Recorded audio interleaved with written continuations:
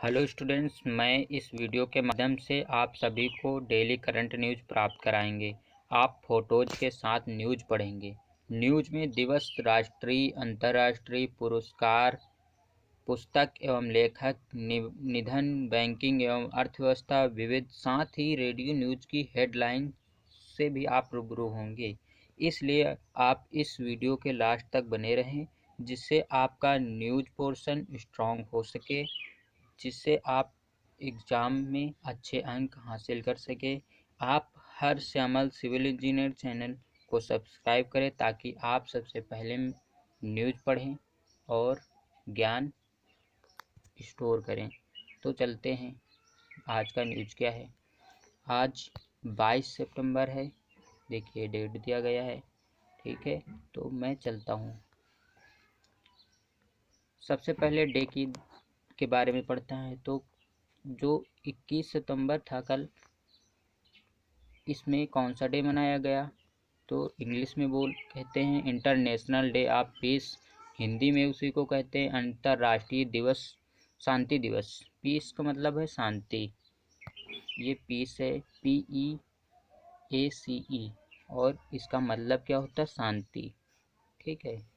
तो ये है इंटरनेशनल डे ऑफ पीस। हर साल 21 सितंबर को विश्व स्तर पर अंतर्राष्ट्रीय दिवस, शांति दिवस मनाया जाता है। संयुक्त राष्ट्र महासभा ने इसे 24 घंटे तक अंतर्राष्ट्रीय संघर्षों और झगड़ों पर विराम लगाने के माध्यम से शांति के आदर्शों को मनाने और मजबूत करने के लिए विश्व को समर्पित किया था, ठीक। तो अंतर्राष्ट्रीय शांति दिवस 2020 की थीम क्या है, तो ये इम्पोर्टेंट है। अंतर्राष्ट्रीय शांति दिवस 2020 की जो थीम है वो क्या है, शेपिंग पीस टुगेदर। ये इम्पोर्टेंट है, ये पूछी जा सकती है क्योंकि छोटी है, इसलिए ये पेपर में इंक्लूड की जा सकती है, तो आप इसको याद कर लें।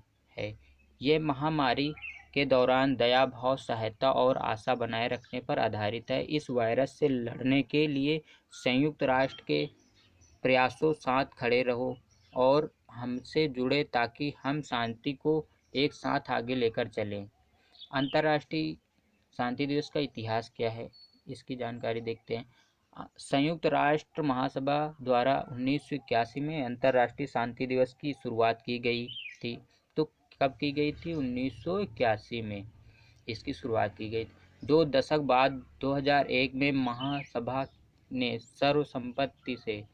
सर्वसम्मति से यानी कि सबकी सहमत से अहिंसा और संघर्ष विराम की अवधि के रूप में इस दिन को चुने जाने के लिए मतदान किया। संयुक्त राष्ट्र इस दिन सभी देशों और लोगों को शत्रुता को रोकने के लिए और शांति के संबंधित मुद्दों पर शिक्षा और जन जागरूकता के माध्यम से दिवस मनाने के लिए आमंत्रित करता है। उपरोक्त समाचारों से आने वाली परीक्षाओं के लिए महत्वपूर्ण तथ्य क्या हैं। संयुक्त राष्ट्र मुख्यालय कहाँ है इसका, तो न्यूयॉर्क, जो कि संयुक्त राज्य अमेरिका में है। इसकी स्थापना कब हुई, 24 अक्टूबर 1945 को हुई थी। इसके महासचिव कौन है, जो कि संयुक्त राष्ट्र के महासचिव, अगर यह पूछा जाए तो क्या बताएंगे आप श्री एंटोनियो गुटेरस बताएंगे। तो 21 सितंबर को ही दूसरा डे भी मनाया गया, इसका क्या नाम है, वर्ल्ड अल्जाइमर डे। ये भी 21 सितंबर को मनाया गया है, इसके बारे में पढ़ते हैं। इसके हिंदी में भी यही कहते हैं, विश्व अल्जाइमर दिवस, जो कि 21 सितंबर को था। वर्ल्ड अल्जाइमर दिवस जो है प्रत्येक वर्ष 21 सितंबर को विश्व स्तर पर विश्व अल्जाइमर दिवस मनाया जाता है। इस दिन को मनाए जाने का उद्देश्य अल्जाइमर रोग और इससे संबंधित भ्रांतियों के बारे में जागरूकता बढ़ाना है। विश्व अल्जाइमर दिवस 2020 का जो थीम था ये भी इम्पोर्टेंट है, क्या था, लेट्स टॉक अबाउट डेमेंटिया है। विश्व अल्जाइमर दिवस की शुरुआत 21 सितंबर 1994 को एडिनबर्ग में 10वीं वर्षगांठ के अवसर पर ADI के वार्षिक सम्मेलन के उद्घाटन के दौरान की गई थी। अल्जाइमर रोग के बारे में देखते हैं क्या है। अल्जाइमर एक मस्तिष्क से जुड़ी बीमारी है जिसमें व्यक्ति धीरे धीरे अपनी याददाश्त खोने लगता है। इस बीमारी में व्यक्ति छोटी बात को भी याद नहीं रख पाता। जब यह बीमारी अत्यधिक बढ़ जाती है तो व्यक्ति को लोगों के चेहरे तक याद नहीं रहते। अभी तक इस बीमारी का कोई सटीक इलाज नहीं, इसीलिए लोग पागल भी हो जाते हैं। इसमें यही होता है कि आपको कोई भी चीज़ याद नहीं होगी, आप अपने घर परिवार के लोगों को भी नहीं पहचान पाएंगे, उसी को हम लोग कह देते हैं कि ये पागल व्यक्ति है। ठीक है, तो इसका कोई सटीक इलाज भी नहीं है, इसलिए लोग इसका इलाज भी नहीं कर पाते। तो अब चलते हैं राष्ट्रीय समाचार क्या हैं। तो भारतीय रेलवे द्वारा मनाया जा रहा है स्वच्छता पखवाड़ा। स्वच्छता पखवाड़ा, पखवाड़ा मतलब कोई एक टाइम है, अवधि, उसके बारे में कहा जाता है पखवाड़ा। तो कौन सी ये टाइम है, ये देखिए पिक्चर है रेलवे के द्वारा जो कि दी जाती है। भारतीय रेलवे जो है 16 सितंबर से 30 सितंबर 2020 तक स्वच्छता पखवाड़ा मना रहा है कि हम लोग इस टाइम इसी पखवाड़े में चल रहे हैं। कौन से? स्वच्छता पखवाड़ा, जो कि आज 22 सितंबर है, तो अभी ये 30 तक चलेगा, तो हम लोग इसी में हैं अभी। पखवाड़े के उद्घाटन दिवस पर सभी जोनल रेलवे मुख्यालय, मंडल कार्यालयों और अन्य प्रतिष्ठानों में रेलवे कर्मचारियों को स्वच्छता का संकल्प दिलाया गया। पखवाड़ा के दौरान प्लास्टिक कचरे के संबंधन पर विशेष ध्यान देते हुए स्टेशनों, ट्रेनों, पटरियों, कॉलोनियों और अन्य रेलवे प्रतिष्ठानों की व्यापक साफ सफाई और स्वच्छता पर विशेष ध्यान दिया जाएगा। संयुक्त राष्ट्र पर्यावरण कार्यक्रम (UNEP) के साथ मिलकर उत्तर रेलवे के माध्यम से रेलवे बोर्ड ने स्वच्छता और पर्यावरण विषय पर एक वेबिनार का आयोजन किया। कोविड महामारी के कारण 16 सितंबर से शुरू होकर 30 सितंबर 2020 तक चलने वाला स्वच्छता पखवाड़ा की शुरुआत के लिए वर्चुअल माध्यम वेबिनार आयोजन किया गया। सत्र के दौरान चर्चा में आए कुछ प्रमुख मुद्दे क्या हैं, ये इम्पोर्टेंट होता है। भारतीय रेलवे द्वारा उचित ठोस अपशिष्ट प्रबंधन, पानी की बचत और ऊर्जा संरक्षण आदि के लिए उठाए गए कदम, स्वच्छ भारत मिशन के साथ IR पहलों का सम्मिलन, रेलवे स्टेशनों की ग्रीन रेटिंग, प्लास्टिक कचरे से निपटाना, सर्कुलर इकोनॉमी पर दृष्टिकोण। दूसरा क्वेश्चन क्या है, भारत के 8 सागर तटों को ब्लू फ्लैग अंतर्राष्ट्रीय इको लेबल दिए जाने की गई सिफारिश। इसका पिक देखते हैं क्या है, ये है इसका पिक्चर जो कि दिखाया गया है, अंतर्राष्ट्रीय इको लेबल ब्लू फ्लैग। तो देखते हैं, पहली बार भारत के 8 सागर तटों के प्रतिष्ठित अंतर्राष्ट्रीय इको लेबल ब्लू फ्लैग प्रमाण पत्र के लिए सिफारिश की गई। इन समुद्र तटों का चयन प्रख्यात पर्यावरणविदों और वैज्ञानिकों से बना एक स्वतंत्र राष्ट्रीय जूरी द्वारा किया गया था। यह घोषणा केंद्रीय पर्यावरण, वन और जलवायु परिवर्तन मंत्री प्रकाश जावड़ेकर ने 18 सितंबर को आयोजित एक आभासी कार्यक्रम के दौरान की। क्या है ब्लू फ्लैग प्रमाणीकरण, इसके बारे में देखते हैं। ब्लू फ्लैग प्रमाण पत्र foundation for environment education Denmark द्वारा दिया जाने वाला एक अंतर्राष्ट्रीय स्तर पर मान्यता प्राप्त इको लेबल है। कहाँ से दिया जाता है? डेनमार्क द्वारा। ब्लू फ्लैग सागर तट विश्व के सबसे स्वच्छ सागर तट माने जाते हैं। ये इम्पोर्टेंट है, ये लाइन बहुत इम्पोर्टेंट है। यदि पूछा जाए विश्व के सबसे स्वच्छ सागर तट कौन से हैं, तो क्या कहा जाता है? ब्लू फ्लैग सागर तट। ठीक है, इससे जुड़ी और जानकारी देखते हैं। ब्लू फ्लैग प्रमाणन के लिए चुने गए 8 समुद्र तट, ये इम्पोर्टेंट है। 8 समुद्र तट जो चुने गए हैं वो कौन से हैं? गुजरात का शिवराजपुर तट, दमन एवं दीव का घोघला तट, कर्नाटक का कासरगोड बीच, कर्नाटक का कुंदुबिरदी बीच, केरल का कप्पड़ बीच, आंध्र प्रदेश का ऋषिकोंडा बीच, उड़ीसा का गोल्डन बीच, अंडमान और निकोबार का राधानगर बीच। आयोजन के दौरान केंद्रीय मंत्री जावड़ेकर ने भारत के इको लेबल तटीय पर्यावरण एवं सुरुचिपूर्ण प्रबंधन सेवा कार्यक्रम के शुभारंभ की भी घोषणा की। अब चलते हैं अर्थशास्त्र समाचार क्या हैं। तीसरा क्वेश्चन, फिंच सॉल्यूशन ने वित्त वर्ष 21 में भारत की जीडीपी -8.6% गिरावट का जताया अनुमान। अब जीडीपी गिर रही है तो इसी तरीके से सब लोग 8 से 10 के बीच माइनस रहने के अनुमान लगा रहे हैं सब लोग। फिर देखते हैं, ये है जीडीपी, ग्रॉस डोमेस्टिक प्रोडक्ट, जिसका फुल फॉर्म होता है। फिच सॉल्यूशन ने भारतीय अर्थव्यवस्था विकास के लिए जारी अपने पूर्वानुमान को संशोधित किया है और अब इसने वित्त वर्ष 2020-21 में भारत के सकल घरेलू उत्पाद में निगेटिव यानी कि -8.6% की गिरावट का अनुमान जताया है। इससे पहले यह -4.5% पर अनुमानित थी। साथ ही इसने 2021 और 22 में साल दर साल 5% की वृद्धि का भी अनुमान जताया। अब समझौते के बारे में देखते हैं। कुपोषण को नियंत्रित करने के लिए आयुष WCD मंत्रालय ने किया समझौता। मिनिस्ट्री ऑफ आयुष, सत्यमेव जयते का ये सिंबल है। पोषण अभियान के तहत कुपोषण को नियंत्रित करने के लिए आयुष मंत्रालय और महिला एवं बाल विकास मंत्रालय के बीच एक समझौता ज्ञापन पर हस्ताक्षर किए गए।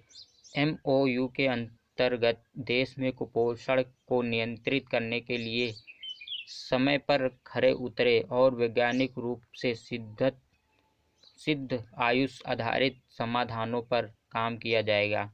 MOU के देश में माताओं और बच्चों में कुपोषण की समस्या से निपटने में मदद करेगा। आयुष और महिला एवं बाल विकास मंत्रालय आयुर्वेद, योग और अन्य आयुष प्रणालियों के माध्यम से पोषण अभियान में आयुष को एकीकृत करने और कुपोषण के प्रबंधन के लिए मिलकर काम करेगा। दोनों मंत्रालयों के बीच परस्पर सहयोग के विशिष्ट क्षेत्र में शामिल होगा। पोषण अभियान में आयुष प्रणाली को एकीकृत करना, आयुर्वेद, योग और अन्य आयुष प्रणालियों के सिद्धांत पर प्रथाओं के माध्यम से कुपोषण पर नियंत्रित करना। उपरोक्त समाचारों से आने वाली परीक्षाओं के लिए महत्वपूर्ण तथ्य क्या है। आयुर्वेद, योग और प्राकृतिक चिकित्सा, यूनानी, सिद्ध और होम्योपैथिक। राज्य मंत्री श्रीपाद येसो नाइक हैं। केंद्रीय महिला और बाल विकास मंत्री कौन है? स्मृति जुबिन ईरानी। अब एक और है जो कि उत्तर प्रदेश का न्यूज है। कुपोषण के लिए प्रधानमंत्री योगी आदित्यनाथ जी ने कहा है कि जिस घर में बच्चा कुपोषित पाया जाएगा उस घर में एक गाय दी जाएगी। यदि गाय का पालन पोषण यानी कि उसकी देख रेख नहीं कर सकते हैं वो लोग घर के, तो उनको 30 रुपये पर डे दिया जाएगा, जिससे आपका बच्चा कुपोषित से मुक्त हो सके। यही है छोटी सी न्यूज। नियुक्तियां क्या हैं? अनिल धस्माना बने NTRO के नए प्रमुख। यही हैं। पूर्व रिसर्च और एनालिसिस विंग रॉक के प्रमुख अनिल धस्माना को राष्ट्रीय तकनीकी अनुसंधान संगठन नेशनल टेक्निकल रिसर्च ऑर्गेनाइजेशन का प्रमुख नियुक्त किया गया। धस्माना खुफिया विभाग के पूर्व अधिकारी सतीश झा के जगह लेंगे। धस्माना 1981 बैच के IPS अधिकारी एक पाकिस्तानी विशेषज्ञ हैं जो फरवरी 2019 में बालाकोट में हुए एयर स्ट्राइक के मुख्य योजनाकार थे।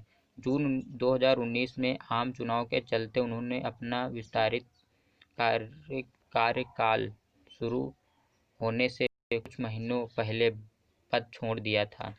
रैंक और रिपोर्ट में देखते हैं क्या। विश्व बैंक के मानव पूंजी सूचकांक में भारत को मिला 116वां स्थान।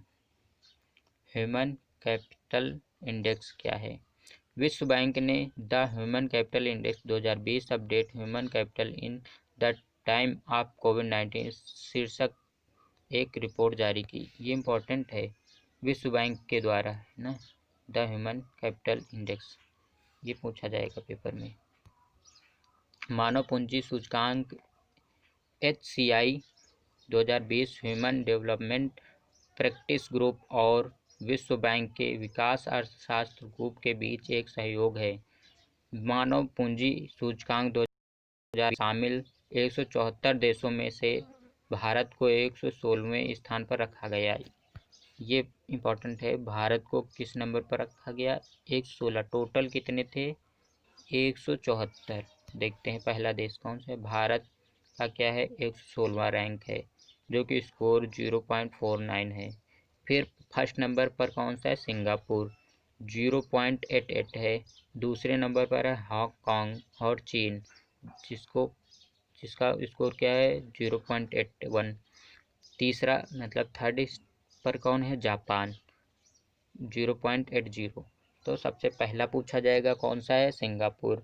फिर अगर भारत के पूछा जाएगा तो किस नंबर पर है? 116वें स्थान पर।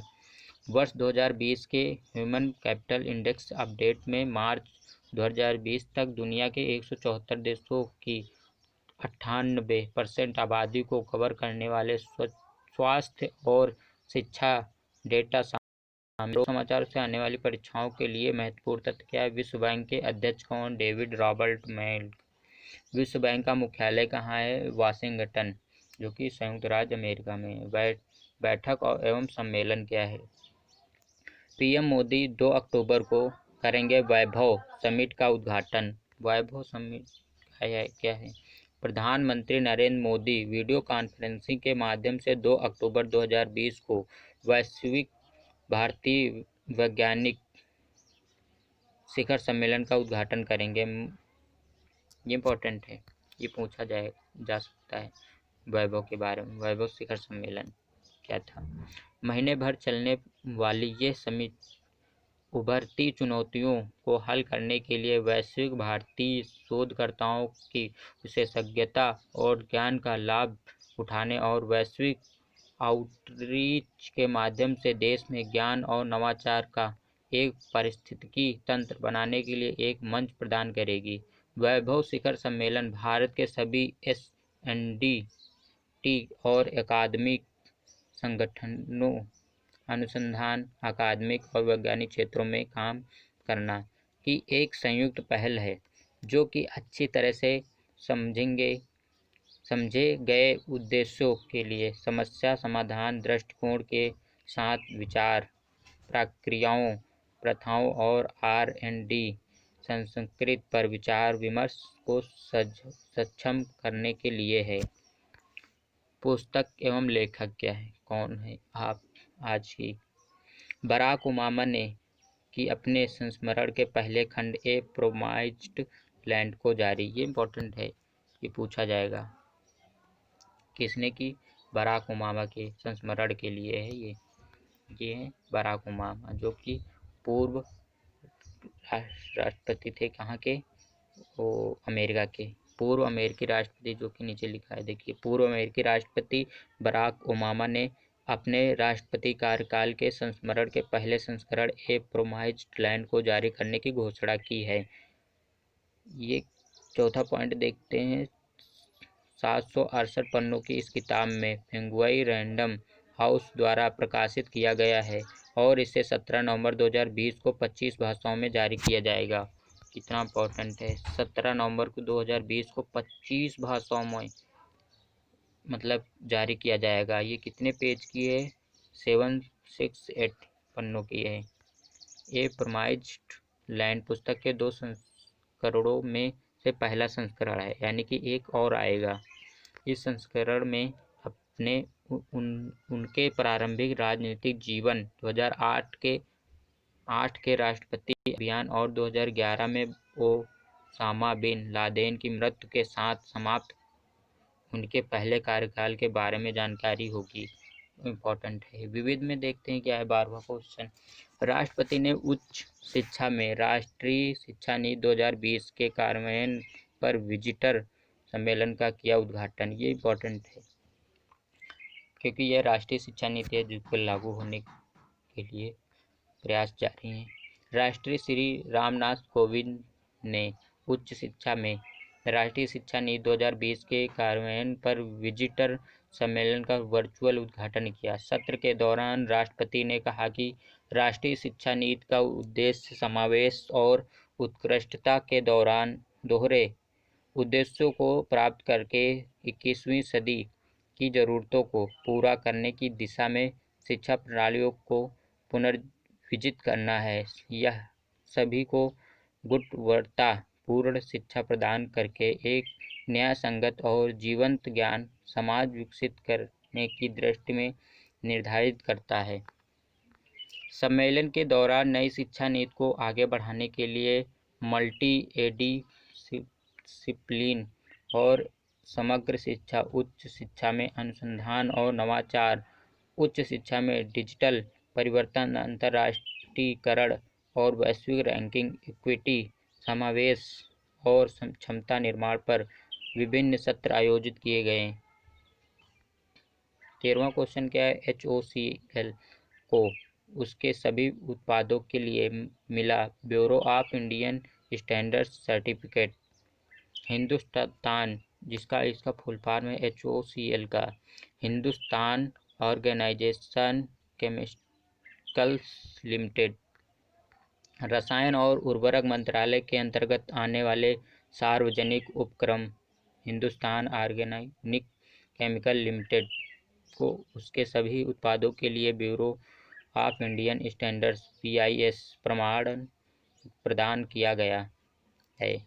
HOCL अपनी स्थापना के बाद से रसायन के निर्माण में अग्रणी रहा है। ये कंपनी एक या दूसरे तरीके से भारत सरकार में मेक इन इंडिया पहल का समर्थन एवं उसका कार्यान्वयन कर रही है। ये रसायन उद्योग की शीर्ष इकाई है। इसकी केरल के कोच्चि में विनिर्माण इकाई है। हिंदुस्तान ऑर्गेनिक केमिकल्स लिमिटेड के सभी उत्पादों को व्यापक रूप से स्वीकार किया जा रहा है, विशेष रूप से फार्मास्यूटिकल उद्योग में, जहां उत्पाद की उच्चतम गुणवत्ता की मांग की जाती है। अब इसे अपने उत्पादों में बेहतर गुणवत्ता प्राप्त करने के लिए निरंतर प्रयास के प्रमाण के रूप में इसे अपने सभी उत्पादों के लिए BIS प्रमाणन प्रदान किया गया है।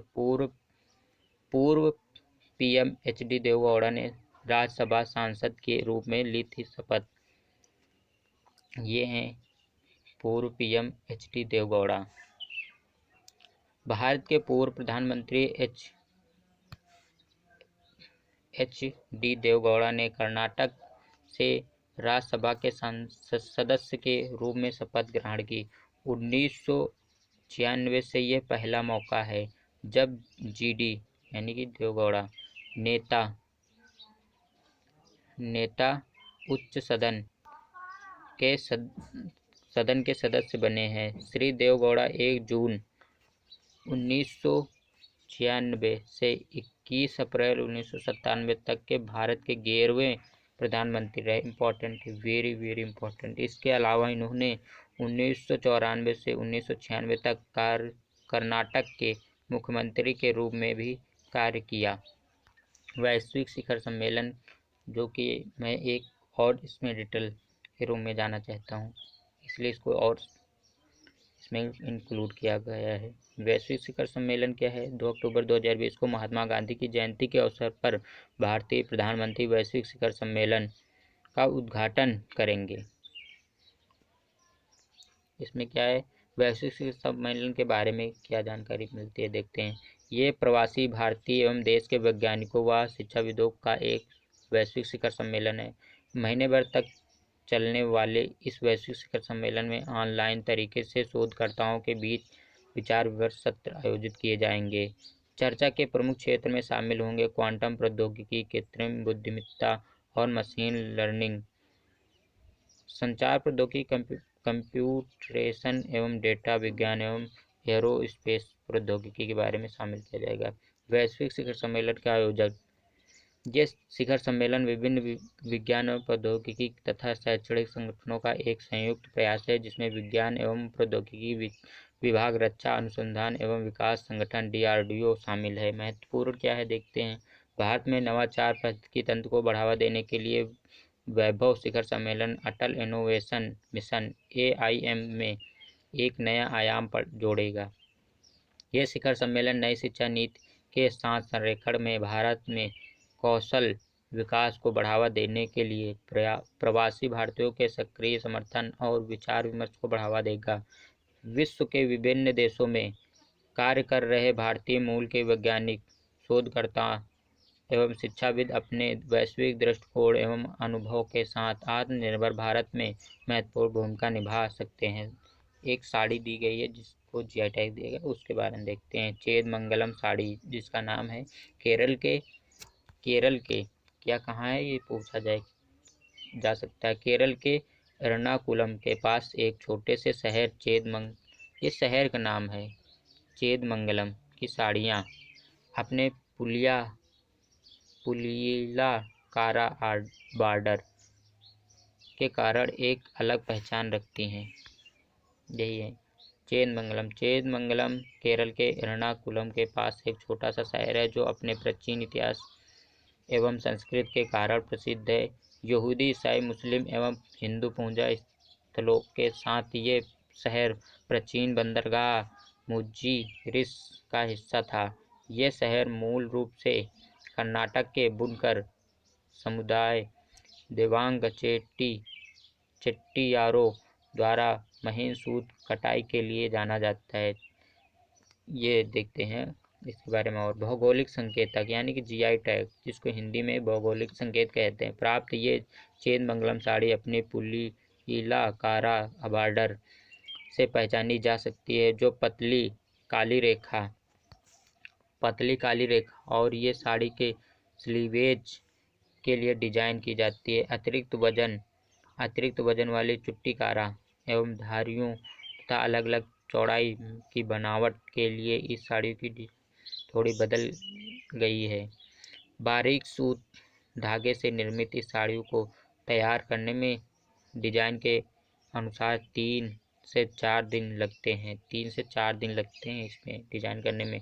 नवाचार के रूप में इन साड़ियों में ग्राफिक एज फिनिशिंग एवं कासुवू जारी बॉर्डर जैसी विशेषज्ञताओं को भी अपनाया गया है।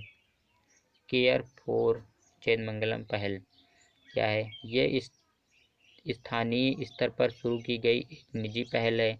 C4C पहल के 2 उद्देश्य क्या हैं? पारंपरिक चेदमंगलम क्लस्टर को पुनर्जीवित करना, चेदमंगलम साड़ी के लिए अगली पीढ़ी को प्रशिक्षित करना। अब समाचार की ओर देखते हैं। रेडियो न्यूज की मुख्य समाचार क्या? प्रधानमंत्री नरेंद्र मोदी ने संसद में कृषि विधेयकों के पारित किए जाने का स्वागत किया। सरकार ने रबी फसल का न्यूनतम समर्थन मूल्य बढ़ाया। प्रधानमंत्री ने बिहार में 14,000 करोड़ रुपए से अधिक की राष्ट्रीय राजमार्ग परियोजनाओं की आधारशिला रखा, जो कि 14,000 करोड़ रुपए की है। कहाँ? बिहार में रखा गया है। इसमें 9 राष्ट्रीय राजमार्ग हैं। ठीक है। भारत में कोविड-19 से स्वस्थ होने की दर 80% हो गई है। इटली ओपन टेनिस में महिला सिंगल के साथ सिमोना हालेप ने जीता है। संसद ने विदेश अंशदान नियमन, जो कि ये है राष्ट्रीय समाचार, संशोधन विधेयक 2020 को मंजूरी दी। ऑक्सीजन से लाने जाने वाले वाहनों के लिए अब परमिट की आवश्यकता नहीं। लोकसभा में आज राष्ट्रीय फॉरेंसिक विज्ञान विश्वविद्यालय विधेयक और राष्ट्रीय रक्षा विश्वविद्यालय विधेयक पारित। प्रधानमंत्री कल IIT गुवाहाटी के दीक्षांत समारोह को संबोधित करेंगे। कोविड-19 के बावजूद देश में खाद्यान्न उत्पादन के लिए किसान और राज्यों को बधाई। कृषि मंत्री। अंतर्राष्ट्रीय क्या है? भारत और मालदीव के बीच सीधी कार्गो ई-फेरी सेवा शुरू। पाकिस्तान में इमरान खान सरकार को हटाने के लिए आज गठबंधन को अंतिम रूप दिया गया। हटाने के लिए किसको? पाकिस्तान के प्रधानमंत्री इमरान खान को किया गया है। प्रधानमंत्री नरेंद्र मोदी ने शुभकामनाओं के लिए अमेरिका के राष्ट्रपति डोनाल्ड ट्रंप को धन्यवाद दिया। भारत और अमेरिका के बीच कल रक्षा और विदेश संबंधी अधिकारी स्तर की ऑनलाइन बैठक हुई। अमेरिका के उपराष्ट्रपति पद के लिए डेमोक्रेटिक पार्टी की उम्मीदवार सीनेटर कमला हैरिस को भारतीय मूल होने पर गर्व।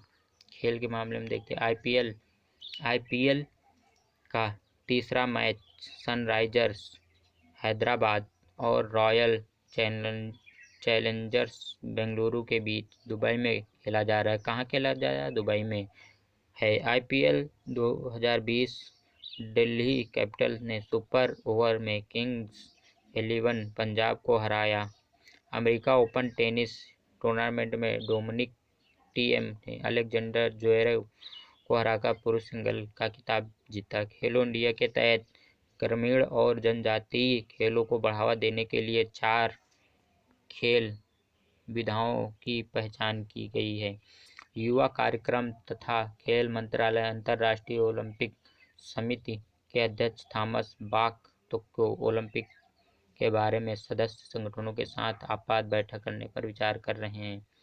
राष्ट्र समाचार क्या है? महाराष्ट्र के थाणे जिले में बिल्डिंग ध्वस्त होने की घटना में 13 लोगों की मृत्यु।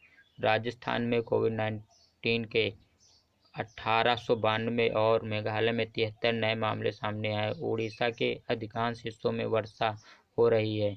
मेघालय के मुख्यमंत्री कोनराड के संगमा ने संसद में पारित किसान विधेयक की सराहना की। सरकार ने छत्तीसगढ़ में 3 हवाई अड्डों के उन्नयन के लिए 108 करोड़ रुपए की दी मंजूरी।